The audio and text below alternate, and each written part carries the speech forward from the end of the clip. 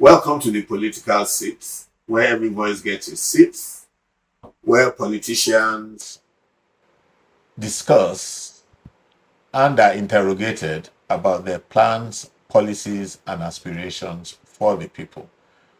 My name is Tunde Odanye, and with me this morning is a huge politician from Osun State. He'll do a further self-introduction, but he is Chief Dideolu Falobi, a renowned engineer, and he's running for the position of governor in Osun State. Welcome, Bobajiro. Thank you very much, sir. Would you please care to further introduce yourself, not omitting the letters, because like late Chief Fesele Akitola used to say, Zeke always wanted his BA, MA, a PhD, UTC, and Zeke said he earned it. So please feel free to put you've earned them. Thank you very much, sir. Thank you very much, the audience. My name is Dideolu Falobi. I'm an engineer, like Riley said. I'm the Bobajiro of Ilesha. I'm also a fellow of the Nigerian Society of Engineers. And to put all the letters, the fellow of the Chartered Institute of Directors, fellow Nigerian Institute of Safety Engineers, and some other fellowships that I'm almost losing touch with now. But more importantly, I've been the managing director of Crystal Laurel Limited for the past 20 years, and I'm also aspiring to be for the ticket of the All Progressives Congress Party at the upcoming Osun State gubernatorial elections. Good day. Thank you very much, sir. You are running for the position of governor in Osun State under the banner of APC, like you said. Why are you running? Well, I'm running simply because I felt there was a need for more people, more of us who believe we have things to offer to actually go in and contribute actively as against sending in contributions from outside. There is nothing like the man in the eye of the storm. And I believe that there is so much work to do in Nigeria that it is important for everybody to participate. Like I always say, there are three ways you can participate. It is either you participate as a voter, or you participate as a registered member of a political party, or you participate as an elective, somebody who's aspiring to be a political office holder. There are different levels of participation, but at this stage, I felt I've done enough in the public sector and in the private sector, and I've done a lot of contribution to how governance should be from outside, and I felt that I should make my services, my knowledge, my experience available for my state. Okay, I know for a fact that you have contributed immensely to development in Idesha land, which earned you the title of Bobajiro of Idesha land. But why are you not running for a position closer to home, like being the senator representing Idesha land and Ife?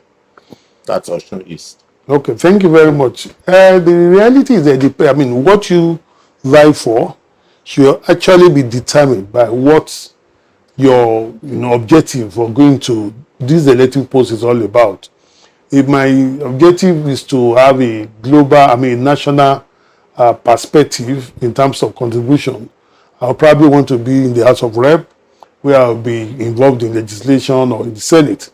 But I have a much more practical, hands-on interest. My interest is more about being practical and hands-on, and it's more about development of Osun State in general, and each and every citizen of Osun State in particular. So for me, let me first do it at home, and home for me is not just Idesha land. Home is the whole of Osun State, I think the challenges that we have today is not really about the legislation. We have quite a lot of that. I think it's about in the execution of those policies, in the implementation of those the programs that the legislation has put in place. So yes, and at my age, I feel that I should not be looking at the Senate yet. It is a bit too early. So the Senate is not a retirement place for governors. Well, Are you planning to retire to the Senate after you've been governor? well, if my people would want me there, then maybe I will consider it. But I think at this stage, when I'm just fresh, I'm still in the private sector, and the ideas are still hot. What I want to do is clear. The energy is still there. I think I should go hands-on and put my hand to the plow and look at how to turn my state around. You are managing director of Crestalora. You have been for 20 years, like you rightly told us. The chairman, Otumba Daniel, he was governor of Osun State for 8 years and has retired to the Senate, or rather is now in the Senate. Are you following his script? Because some people have actually said that you are following Otumba Daniel's precedents, and that is what is behind this aspiration. Not that I'm saying it's a bad thing to follow a successful precedent, but people are saying you are following him willy-nilly. Interestingly, left Otumba Daniel, I should not even be in politics. For him, he felt that his experience in politics has been quite tough, and he felt that he owed it a duty to protect me. But I also understand that we all have our assignments in life. We all have roles God has mapped out for us, whatever we think we're doing. So to say that, I would say, yes, he has reluctantly accepted that I could be in. But in terms of following in his footsteps, it's been a very, very big steps, and it's a step that I would like to follow. But let me say that my interest in politics, if I wanted to actually make it about following his foot, maybe I would have been in 10 years ago. What is more about, what has happened in the past 2.5, 3 years shows that if we don't really get involved, whatever we think we are putting together in the private sector can be destroyed. Thank God that we have a government like President Bola Ahmed Tinubu's government that has managed tenaciously, fighting all the odds to begin to turn around the economy gradually. Everything will crash. So why putting so much in the private sector when you can lose it in a day because of bad governance? And the impact of bad governance... In other words, you also have to protect your interests by making sure those running the public sector are the right people. The impact of bad governance on all of us is too enormous to be ignored. Wherever you look at it, and is it in the quality of the products that are coming out of our public schools? Is it in our health system? Is it in the kind of roads that we have that are so destructive of our body and equipment and vehicles? So there are quite a lot of impact. Is it in insecurity, food insecurity? A lot of challenges. So you realize that ultimately we all owe it a duty not to let our experience, our knowledge, whatever we have gained in active service, to go to waste. Okay, thank you very much. Now, back to politics again. Do you think you have the necessary name recognition to run for governor or to succeed in running, because you're already running anyway? Oh, thank you very much. Well, I would say that before I decided to run, to some reasonable extent, I had actually created some brand in terms of, like you said, I became the Babajiro of Igeshaland almost 8 years ago now. And prior to that, I had played different roles. Either within the Osun State, I had been chairman of one of the sports committees in Osun State, the Scrabble Association. I had been the vice president of the board of trustees of Osun State Country Club, which is progressive minded. I had played roles as a leader of the Osun Association of Methodist High School Elisha, that was honored by the Association of Principals in Nigeria at almost 12 years ago.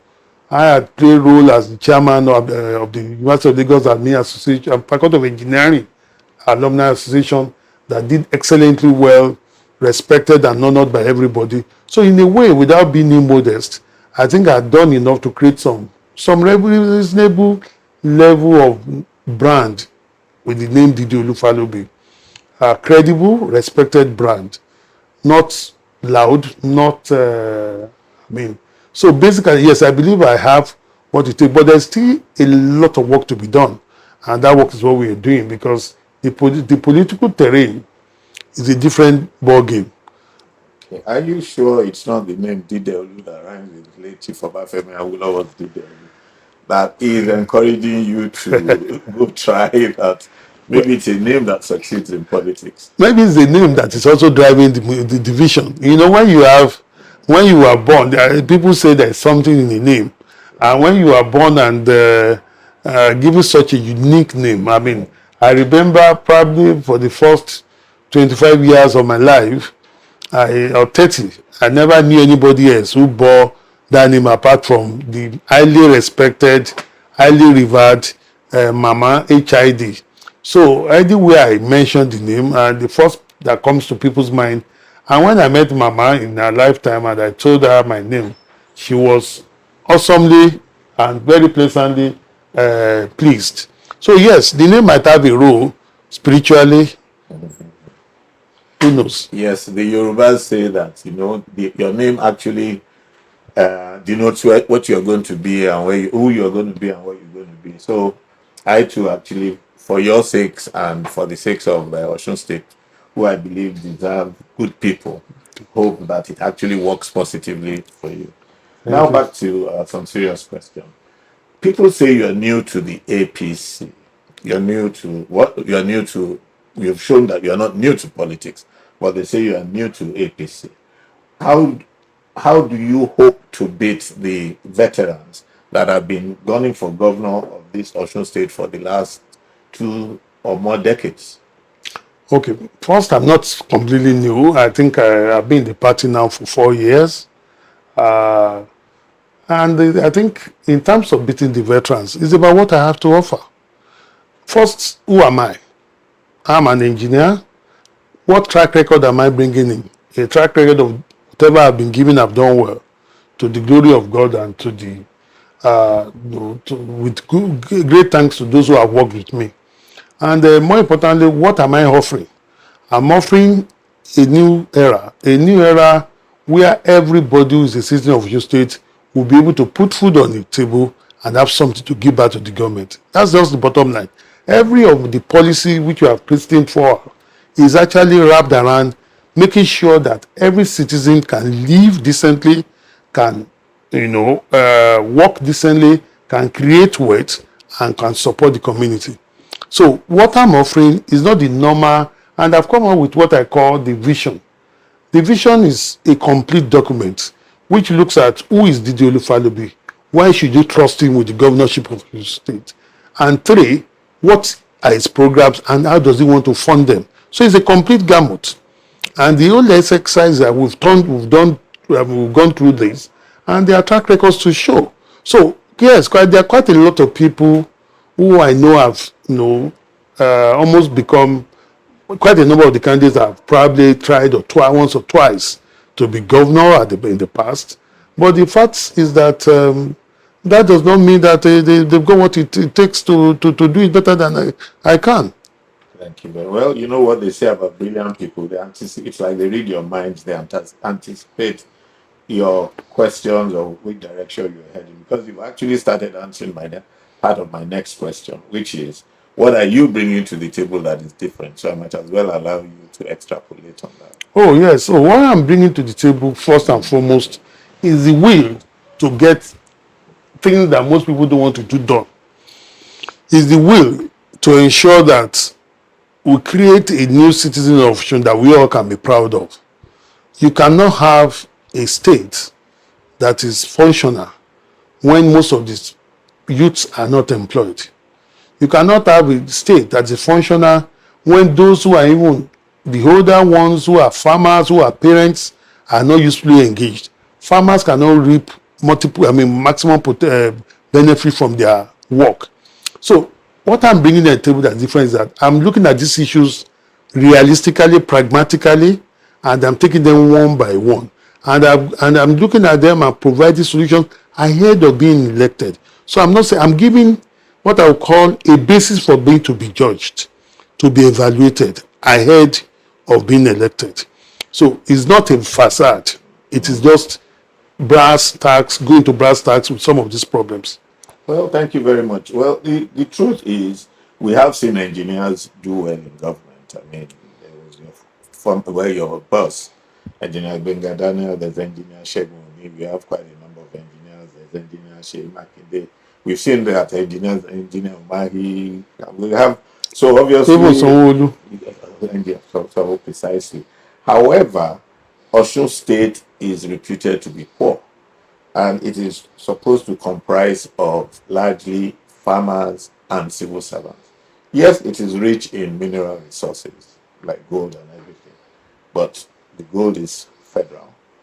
And apart from that, they need to have a way around doing it. So most governments have actually survived and been celebrated in Osun for just being able to pay salaries as at when due and to tar some roads and to do a few things.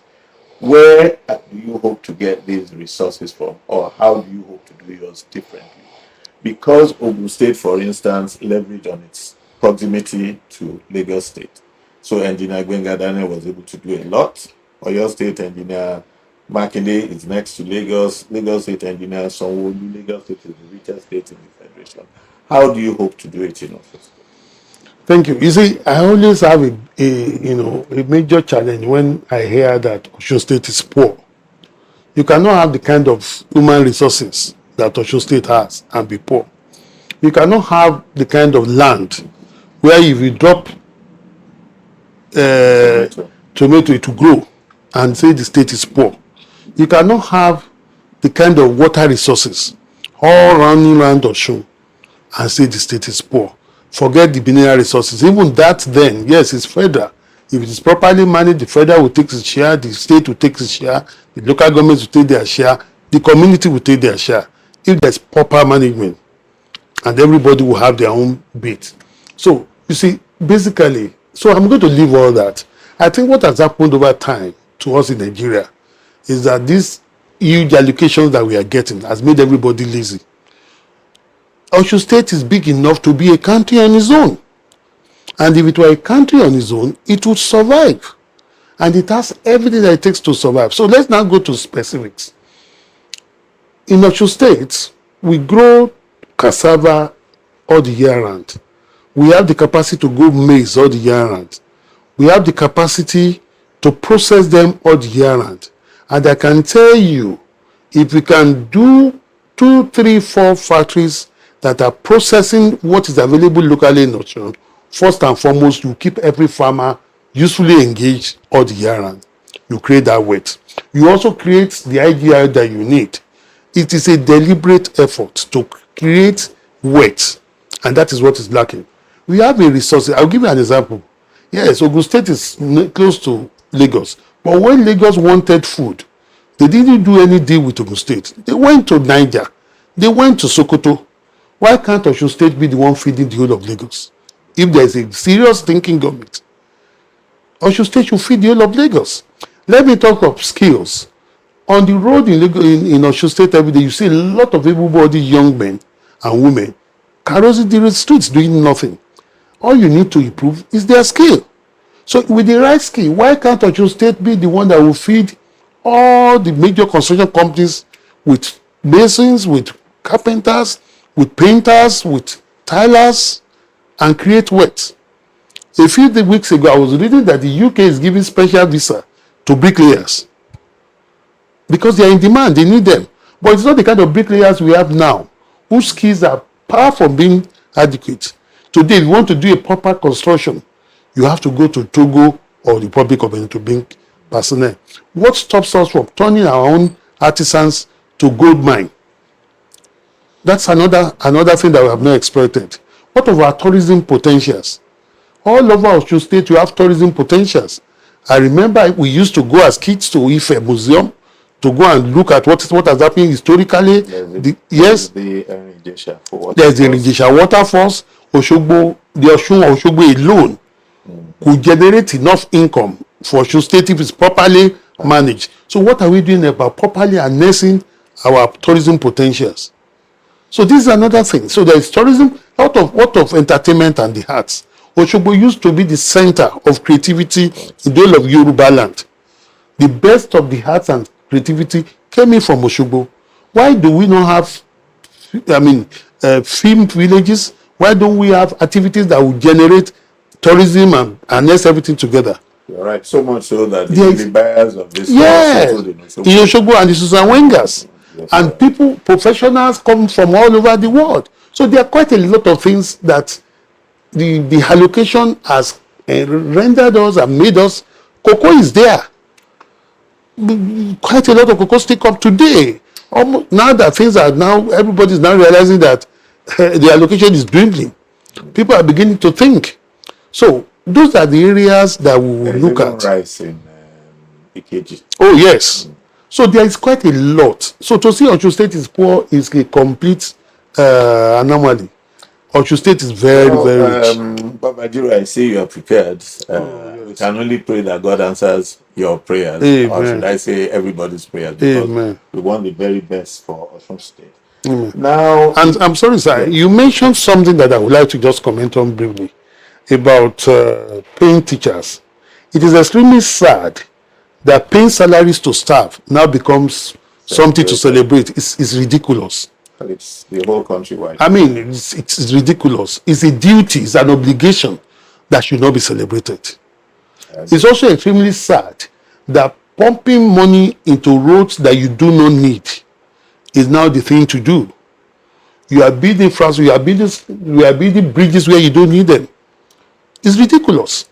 Education is suffering, health is suffering, food is suffering, employment is not created, is not generated. All we are now pumping our funds into is just a few roads where you need just a normal road. You are building huge dual carriageways. Well, Bajiro, I don't plan to get you into trouble, but it would appear that many politicians, before they get into office, they speak like you, just like this, with inspiration and fire and passion. But when they get there, they do these things, building roads and bridges to nowhere, 50, 100 car convoys, not looking at the people they promised to serve. What do you think is responsible for this? Is it bad advisors? Is it the allure of power? Is it that they are removed from the people? In other words, maybe if you know why, maybe you wouldn't fall into the same trap. I think the first issue is that when people are campaigning, we don't focus on the right issues. So they are not drawn out to say, ABC is what I want to do. So what do you see? You see a man come to a campaign ground, just one or two words of, and everybody shouting. There is nothing to show what you can hold on to. And that's why I'm putting everything on the table. And it's not just something coming out of the air. It's something that has been thought about over the past. There are things I'm saying today that I've written and delivered lectures on 5-10 years ago. My first lecture on industrialization was in 2011 at Houston in the US. It's still there. And I've done that in about 4 different places. And the ideas are not different. My first comment on the what I call the mismanagement or the misdirection of funds to huge infrastructures at the expense of other critical sectors of the economy was all part of my lecture in 2020 as the convocation lecturer of Lagos City Polytechnic. And that was where I advocated that every bankable project should not be funded by loans. You should put it there, let people come with equity, so that you have funds to things that are not bankable. Nobody is going to support infrastructure for secondary schools. But you need them. You need to train the teachers. You need to employ good teachers. Maternity centers. So you need to build maternities and you need to equip them. And they are not really huge sums of money.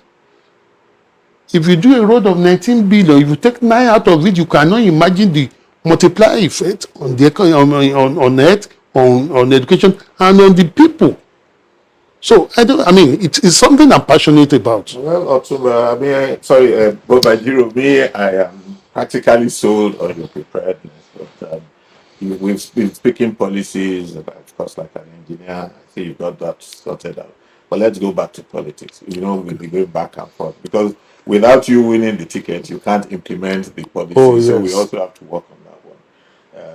to make sure that you're prepared in both, right? And I mean, so now let's go back to brass tacks, practical politics. You are from Osun East.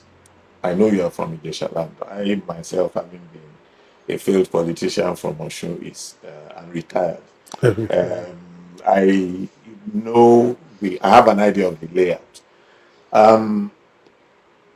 The last governor but one from Osun State, that is another engineer, Rauf Aregbesola.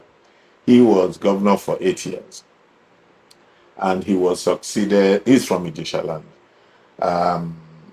Since then, well, he was succeeded by His Excellency Dideolu, who is from the central, and there is the west, who now has the incumbent, who is on his second, who's on his first term, I think. On this first term. Yes, the first one was senator.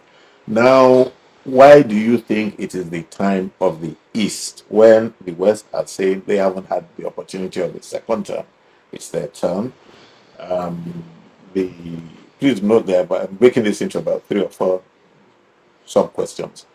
One is why do you think it's the turn of the East who did 8 years not too long ago? 2, the West are saying that they've hardly finished one term and they want to take it from them. So it's their turn, irrespective of the party, to have their own 8 years. Then you also have the central, who though had almost 8 years of His Excellency Governor Ilola, and another 4 of of Oyetola, and 8 and 4. So 4 of Governor Bisi Akande, 7 of Oyetola, and 4 of Oyetola, who also believe that it has done east-west and it is now their turn in the central. Okay, thank you very much. Number one, which I want to highlight, is that at each time each of those governors emerged, everybody within the state was given an opportunity. So it was not as if it was zoned to a particular department. We produced from the same parents, anyway, 2 governors in Osun State. So it wasn't about zoning. It was just that a candidate that was popular. When you say 2 governors from the same parents, you mean, for those who don't know, you mean late Governor Tuji? No, late Governor Isiaka Adeleke, yes. And Remola Adeleke, yes. So basically, there was no issue of zoning. And my beloved brother, a senior colleague, Senator Mishori, has tried to contested has bidded to be the governor about 3 times. So at each of those times, the other candidates were also there. So there was no issue of zoning. It had always been. In fact, Dideolu Mishori was actually a candidate, yes, in one of the elections, apart from in 2 aspiring. Yes, he aspired, I think, in 2, and he was candidate in 1. So basically, so there is really no issue of zoning at all those about. So that's just talking about where we are coming from. But let's even go to the specifics. If you take it from when Rauf Aregbesola left government from the east, it went straight to the center. That's to Oyetola. And then from the center, it went to the west. And so if it comes back to the east, there's really nothing wrong with it. It's gone around. Yeah, it's gone around. And if people speak about, they've spent 4 years instead of 8, that would not be the fault of anybody. They had the opportunity. All they needed to do was to do enough to earn it for 8 years. So for me, I think, but more importantly, I don't believe that zoning should be something that a state in need of serious development or should actually focus on. We should focus on getting the best and feeling the best. Because what we need now is to have the best. Put our first 11, irrespective of where they are from. Well spoken, sir. Well, another tricky issue, and I'm sure you would appreciate this probably more than I, definitely as much as I do. The APC has a history, let me not use a strong word like tradition, a history of selecting its candidates without actually going through the formal primary process. I think they call it consensus. I mean, whether it is 100% consensus or 70% consensus or 60% consensus, they still call it consensus because maybe it is substantially consented to and you don't really find people kicking back. So consensus it is. What happens when the elders or some members of the party in authority or the godfathers in the party end up coming up with a name and telling the rest of you to accept it, which is a process we've known has happened. I mean, they call it elective consensus, but we all know that to some extent it's like a selection. Have you got plans for this? Have you got an answer for this? Have you got a joker? Or do you have the godfathers that can actually make you the consensus candidate? Okay, first and foremost, I don't think it's a particularly bad concept to actually use the consensus method. I've always believed that democracy is a fantastic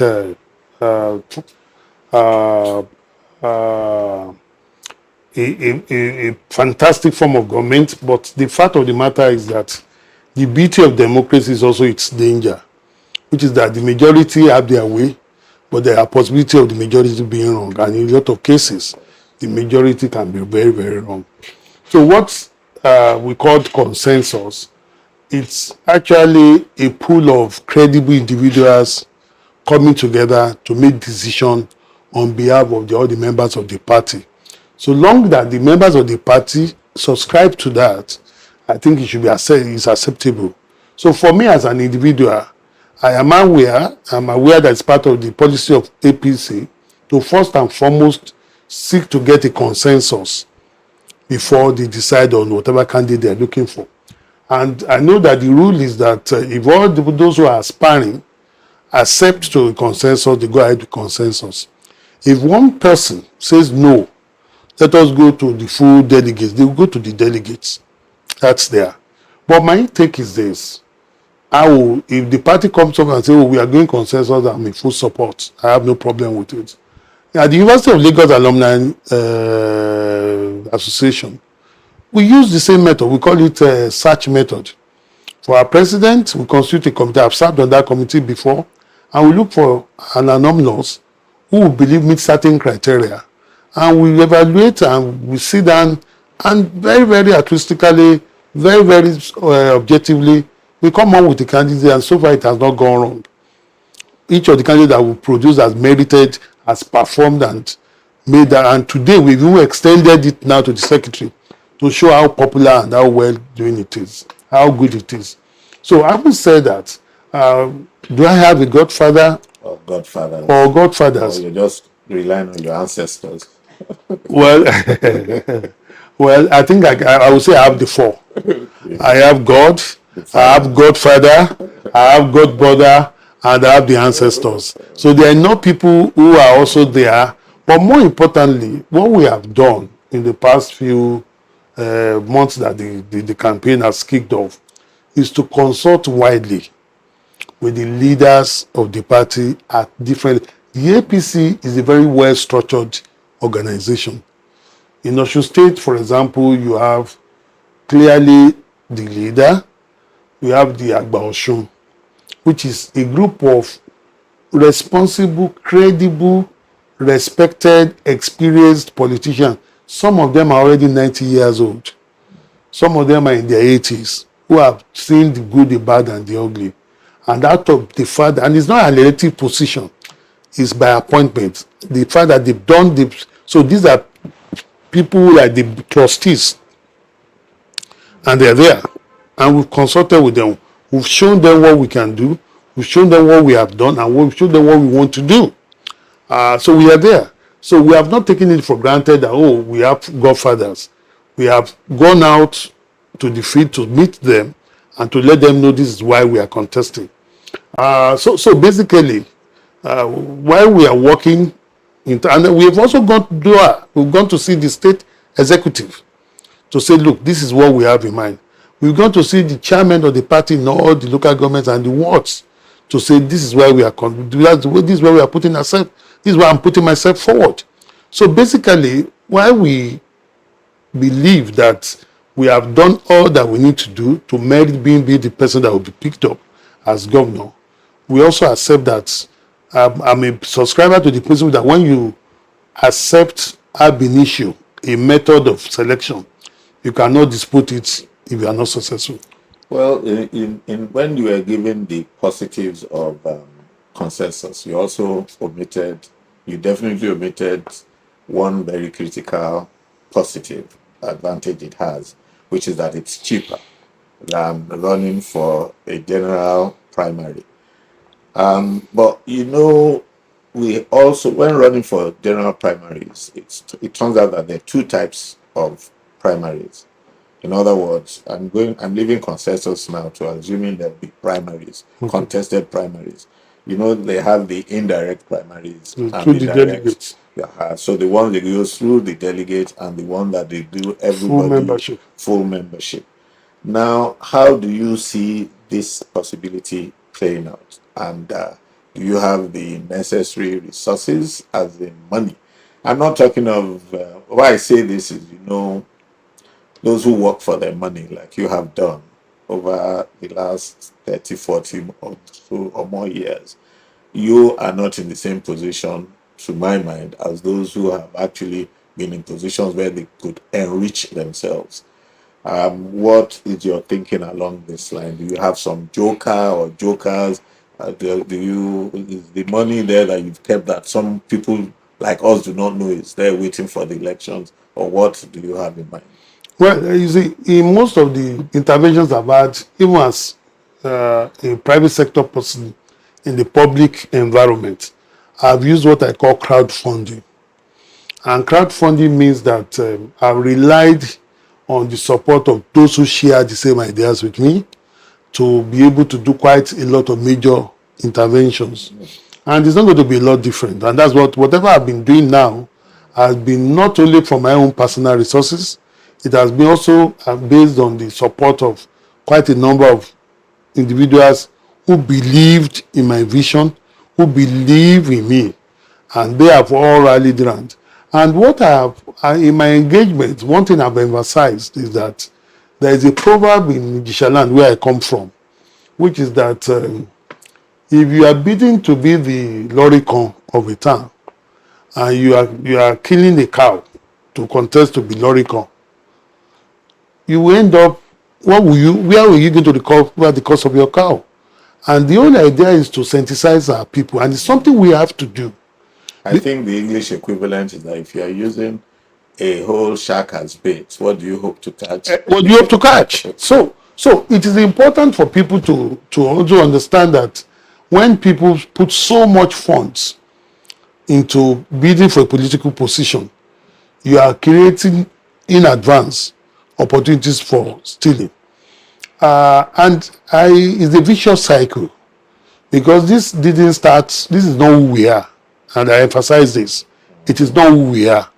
In 1999, people were not voted in based on money. In fact, I know many of the governors admitted that the whole elections cost them between 2 million and 3 million naira. Those are the ones that even were able to, I mean, Mr. Lamadeshin, I'm sure he didn't personally have 2 million naira at that time. In fact, Chief Bisi Akonde, who came in as governor of Osun, used to boast that all it cost him was 50,000 naira. Exactly. I think the whole election was about 2 million. Exactly. Ditto for Ekiti State, which was about the same amount. Exactly. So, Baba Adefarati. So the fact is that this whole problem is because of loss of trust in political leadership. So we are now in an era where everybody thinks that whatever I get now, I might not get anything for another 4 years. So let me get what I can. They can go as well and do what they want. But I am not in the position to do what I want, because all my life is been about my name and my credibility. And that's what I'm putting on the ground. So how do I now, I mean, this is good on paper. In practice, politically, what are we going to do is to continue to take the message as we have done. And we have seen that gradually people are becoming sensitized, because everybody wants good governance. Everybody is beginning to see the impact of bad governance, and the need to choose wisely.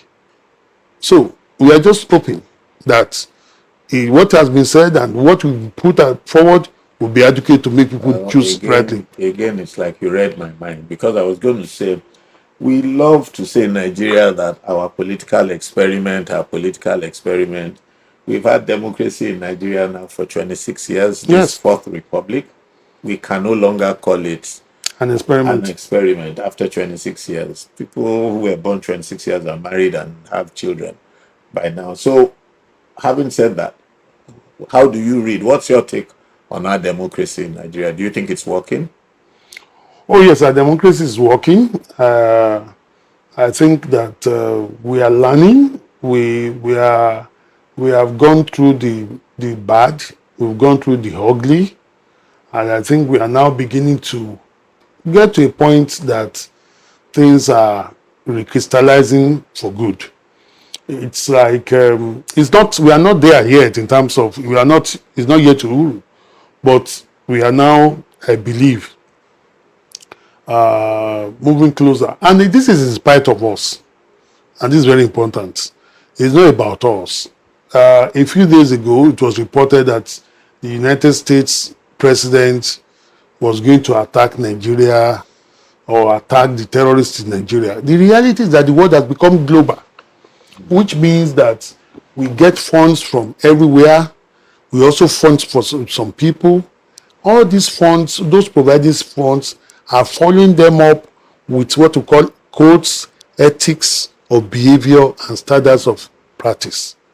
So you need to overhaul your system, your structure, otherwise you'll not be able to access some of these opportunities. But if it was, sorry to interrupt you, but if it was working, how come every day or every other day we open the newspapers with a scandal of one high-ranking public officer with fake documentation, forged school certificates? And the pity is that it's not even as if when they get the jobs, they are the most qualified, they behave as if they're qualified. And yet we have loads of people like you, eminently qualified, struggling to get in. I know it's not the same everywhere. I know that in many countries, you don't even get close to where you can get into office. So with that in mind, how can you genuinely say our democracy is working? Okay, the fact that we are even beginning to hear and read shows that it's no longer getting fully covered. You see, I was speaking with somebody who was talking about one scandal or the other breaking out. And I said, yes, those scandals had always been there, but nobody heard about them. So it's an improvement in our overall perception and awareness and the boldness of some of our people. And like I said, the word is global. The availability of social be there. So you can do a wrong and it could be flagged and 1 million people will see it. So basically, it's only that we do not appreciate the level of progress that we are making because it's slow. And we are seeing negativity, whereas you see positivity. If, for example, I was looking at it a few days ago, today, this morning, one of the Accountant General's of Federation is in court. Successively, 3 Accountant Generals of Federation had been thrown into jail. Maybe the others haven't learned because those ones who were convicted initially tended not to really serve their sanction. So that's the next stage, and it will not. I mean, you see, recently there was a list of those who are pardoned. There was a hue and cry, and the president had no option to review it. So gradually, things that people got away with in the past are getting reviewed. The president has been a quiet renovator. I mean, yes, he's been quietly doing it without mentioning, without making any noise.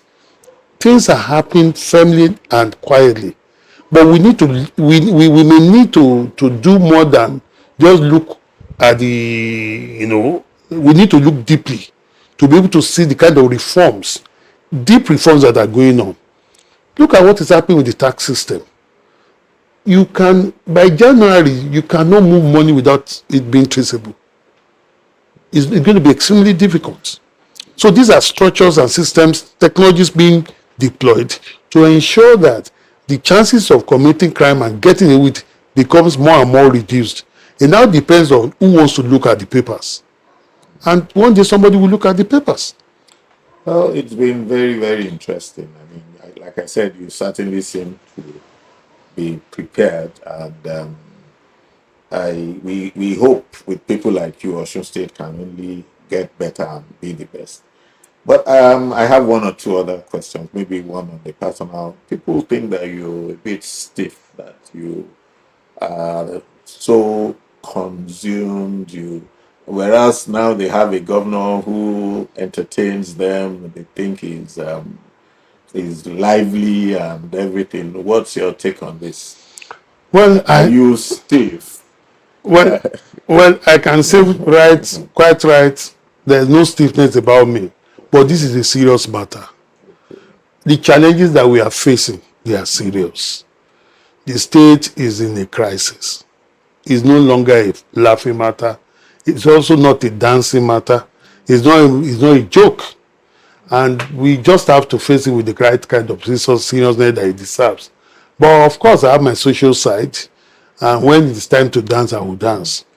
Like every Nigerian dances according to Yes. Professor Yemi Oshibajo, and he gave us examples of every one of them, from Buhari down to Tinubu to Obasanjo to everyone. Yes. Well, it's nice to know that. It's been lovely, very exciting, and very lovely talking to you. Now, when are your primaries? The primary will hold on the 13th of December. And are you particularly asking for anything from those who might watch this program? Well, the name is Dideolu Falobi. I think there are 2 or 3 things that I will ask for those who watch this program. If you have listened and you believe that I'm the right candidate for the state, spread the word. If you have listened and you believe in my funding process of crowdfunding, get in touch with me. I will give you an account where you can put your funds to support the venture. If we don't, if the people sponsor a project, the people own the project. And then finally, is to thank everybody who's been watching and to thank. Well, thank you very much, Diideolu. I've had a lovely time with this discussion. I hope our viewers too have had a very interesting, exciting time. I think with people like you, eminently qualified and ready to roll up your sleeves and work, Osun State in particular would be better. Nigeria in general would be better. And hopefully more people like you would come out. Like I said, Nigeria doesn't have a shortage of personnel. It just so happens that unfortunately, many wrong people seem to be the ones to get there, and we're all seeing the effect. So, on behalf of the political seat, we thank Engineer Chief Dideolu Falobi for spending time with us. We recommend strongly to people who might watch or have watched or might be watching this broadcast to please, if you believe in him, like he says, support his aspirations. Not necessarily because of him or because it's about him, but it's about the betterment of Nigeria as a whole. I mean, the more good people we have, the better. Thank you very much. Thank you very much. It's been exciting, and we hope to see you again sometime soon. And may I say congratulations in advance. Thank you very much. Congratulations to me. Thank you very much. Congratulations to you.